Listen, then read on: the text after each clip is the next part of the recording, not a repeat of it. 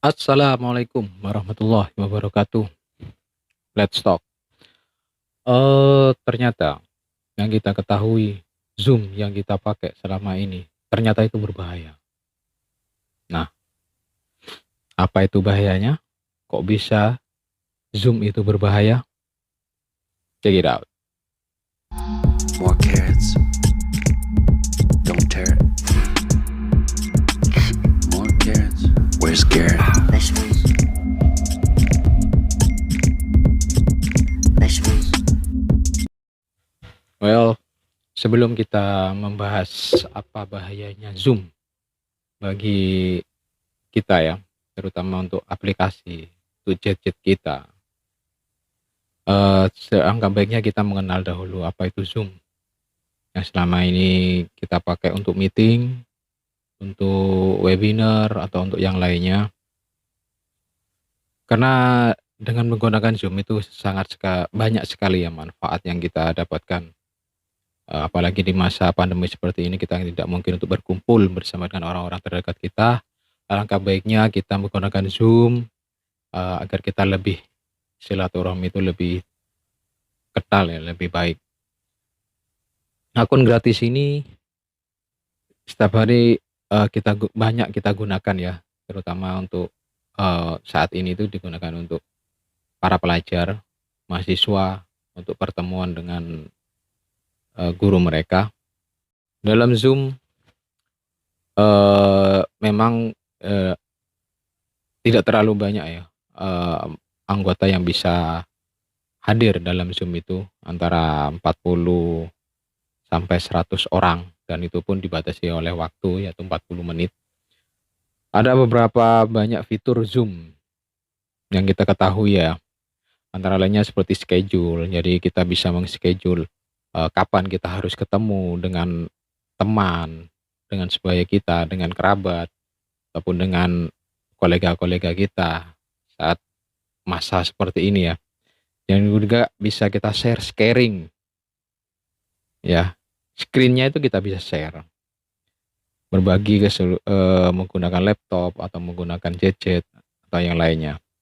Atau dan juga di dalam Zoom itu kita bisa juga ada whiteboard-nya ya.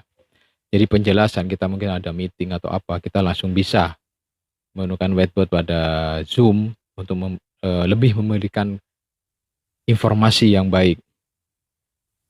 Ada mute dan unmute untuk peserta.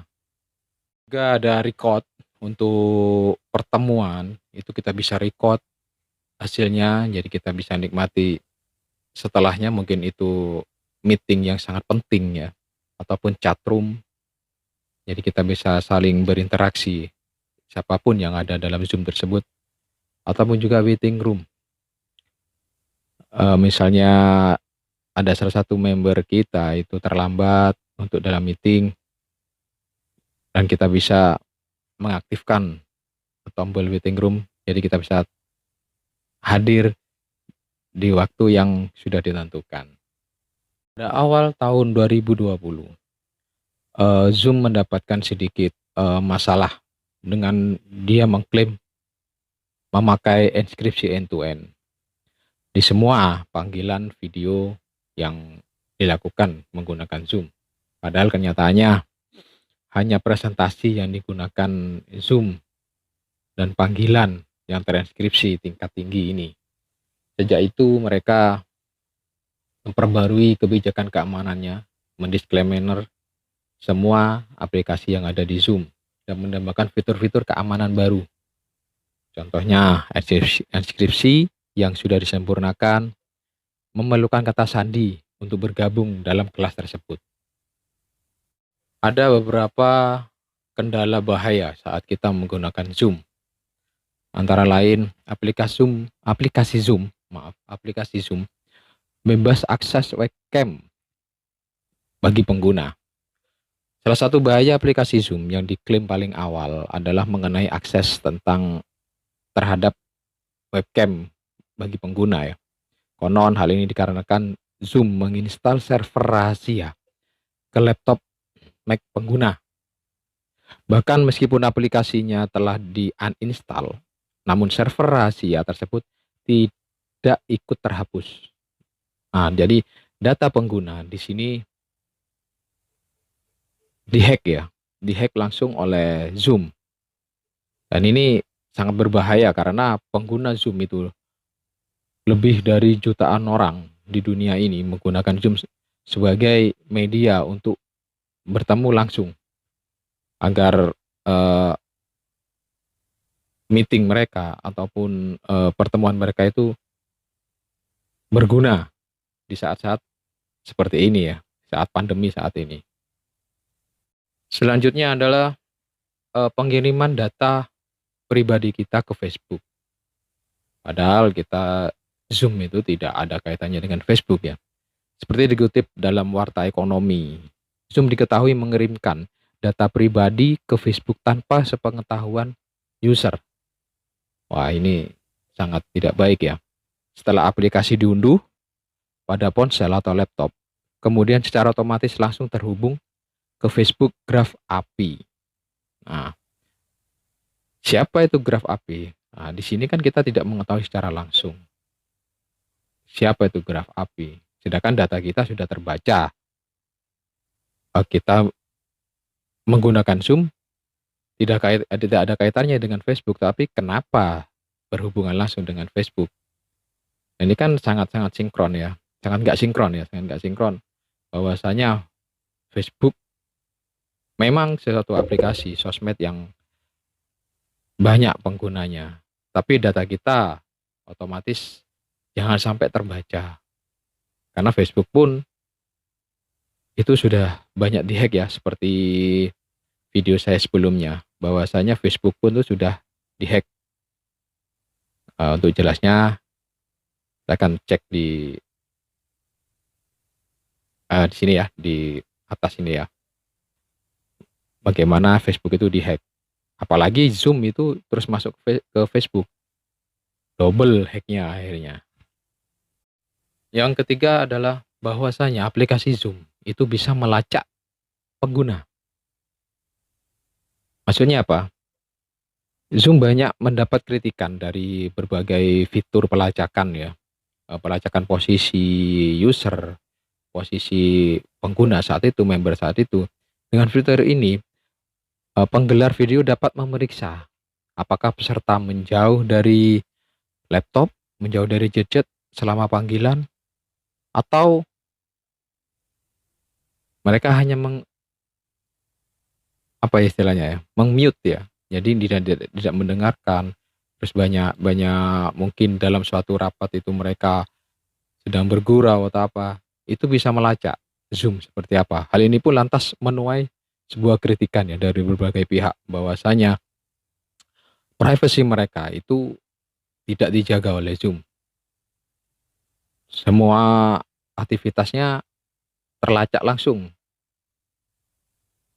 oleh yang istilahnya yang mengadakan event untuk Zoom tersebut.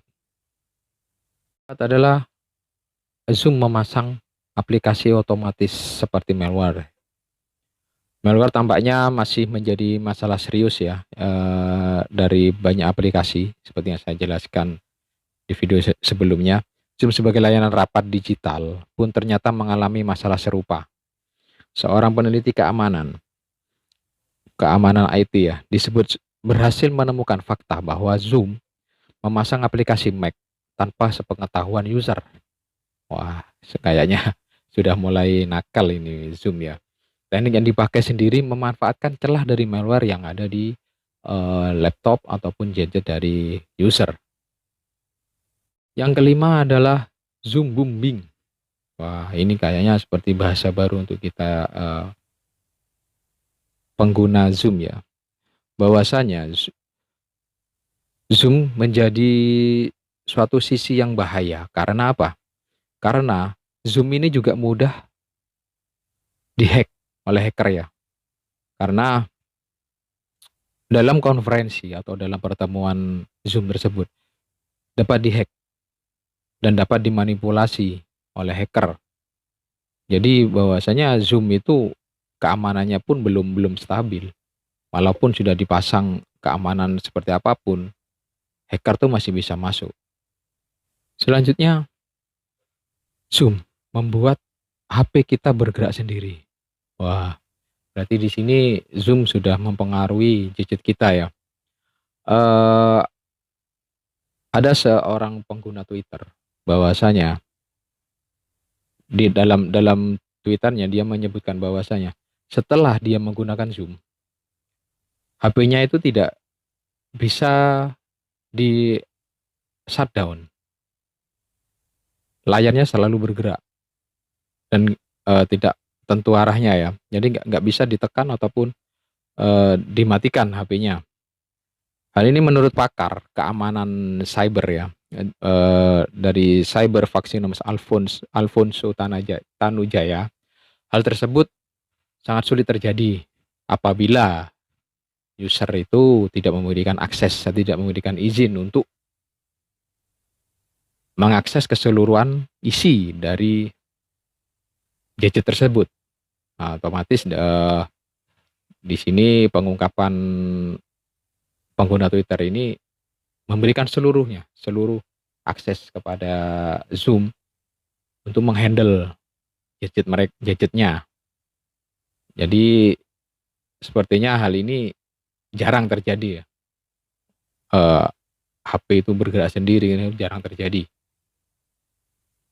Setelah kita membahas bahaya-bahaya apa yang disebabkan oleh Zoom, namun ternyata semua bahaya-bahaya itu tidak kita temukan. Hal ini kenapa? Karena itu hanya rumor ya, rumor untuk menjatuhkan predikat Zoom yang sudah mendunia ya.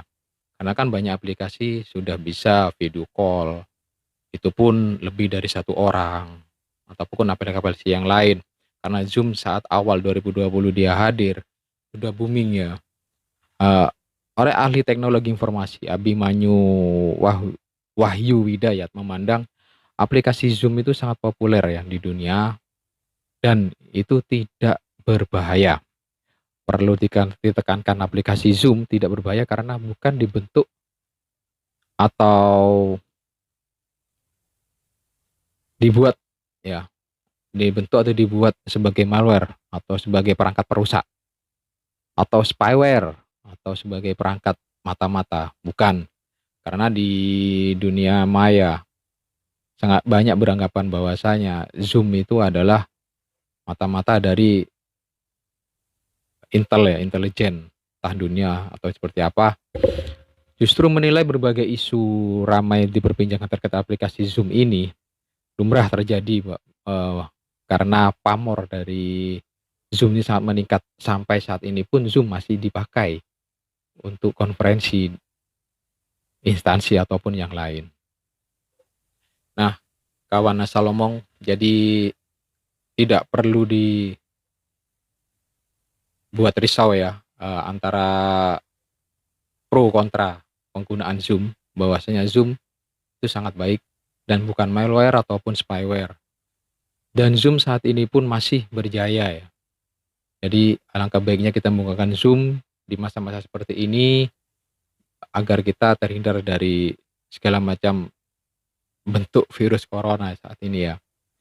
Oke, semoga ulasan kali ini sangat bermanfaat untuk para kawan asal omong di rumah. Untuk saran atau ide ataupun topik yang harus saya angkat dalam podcast ini, sampaikan di komen di bawah ini ya. Salam dari saya. Wassalamualaikum warahmatullahi wabarakatuh. More carrots. Don't tear it. More carrots. Where's Garrett?